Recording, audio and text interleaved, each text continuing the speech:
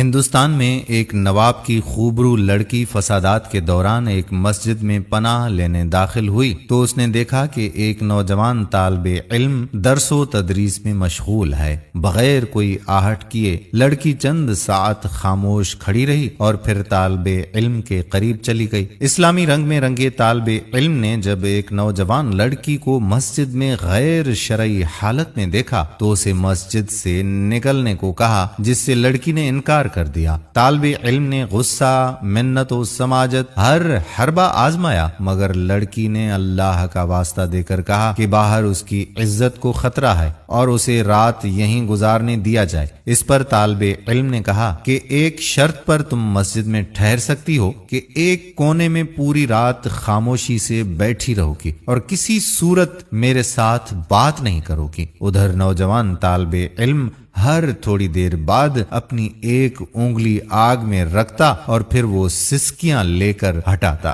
لڑکی رات بھر یہ تماشا دیکھتی رہی مگر کچھ کہنے سے قاصر تھی۔ خدا خدا کر کے صبح ہوئی۔ لڑکا آذان دینے اٹھا اور لڑکی سے کہا کہ وہ اب مسجد سے نکلے کیونکہ نمازی آنے والے ہوں گے تاکہ کوئی بدگمانی نہ کرے۔ لڑکی نے کہا ٹھیک ہے، مگر مجھے ایک بات بتا دیں کہ رات بھر آپ وقفے وقفے سے اپنی انگلی آگ پر کیوں رکھتے تھے؟ طالب علم نے جواب دیا کہ رات میں نے نفس اور شیطان اور اللہ کے احکامات کے مابین شش و پنج میں گزاری۔ جب کبھی شیطان کا غلبہ ہوتا تو میری خواہش ابھرتی کہ اکیلی لڑکی ہے، اپنی خواہش کی تکمیل کر لوں، مگر جب دوزخ کا عذاب سامنے پاتا تو اپنی انگلی کو آگ پر رکھ کر یہ آزمائش کرتا کہ کیا اس آگ کو مجھ میں سہنے کی ہمت ہے، مگر جلد ہی احساس ہو جاتا کہ ایک چھوٹی انگلی یہ تھوڑی سی آگ برداشت نہیں کر سکتی تو جہنم کی آگ میرے پورے جسم کو کیسے بھسم کرے گی۔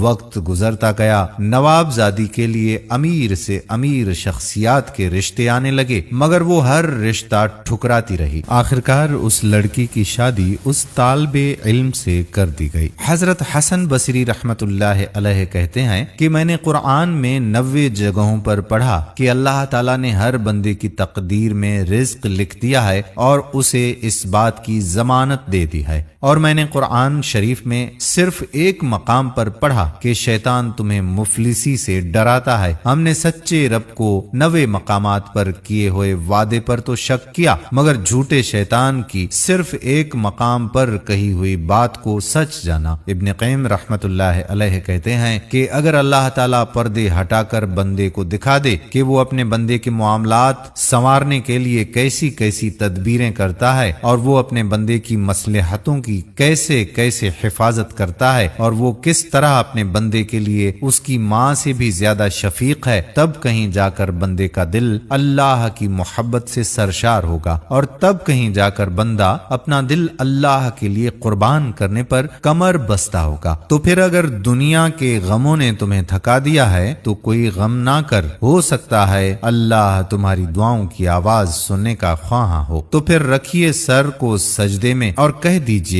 جو کچھ آپ کے دل میں ہے اور بھول جائیے سب غموں کو، سب مصیبتوں کو کہ وہ اللہ تمہیں کبھی بھی نہیں بھلاتا۔ اللہ تعالی ہمارے ایمان کی حفاظت فرمائے، آمین ثم آمین یا رب العالمین۔